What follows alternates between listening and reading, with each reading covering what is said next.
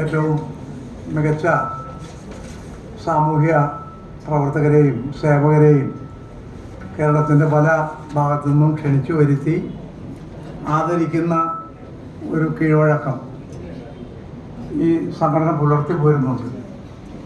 അതിൻ്റെ ഭാഗമായി ഈ വർഷം ആദരിക്കുന്ന ഇവിടെ വിശദീകരിച്ച ഡോക്ടർ സലീല മുല്ലൻ,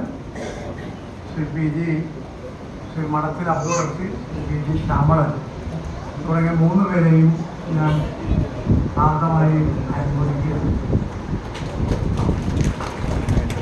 എല്ലാവർക്കും അറിയാം,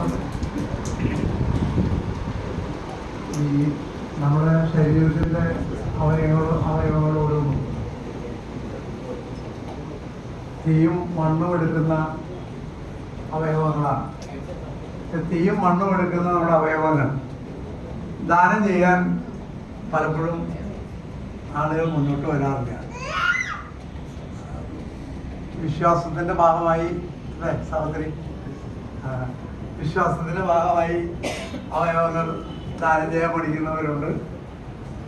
സാങ്കേതികമായ പല കാരണങ്ങൾ കൊണ്ടും ദാനം ചെയ്യാൻ ആഗ്രഹിച്ചാലും പറ്റാത്ത ആളുകളുണ്ട്. ഇപ്പോൾ നേത്രദാനം തന്നെ ഈ അഭയം ഏറ്റവും കൂടുതൽ പ്രവർത്തിക്കുന്ന നേത്രദാന മേഖലയിലാണ്. ആ കൃത്യസമയത്ത് തന്നെ 3 മണിക്കൂർ അല്ലേ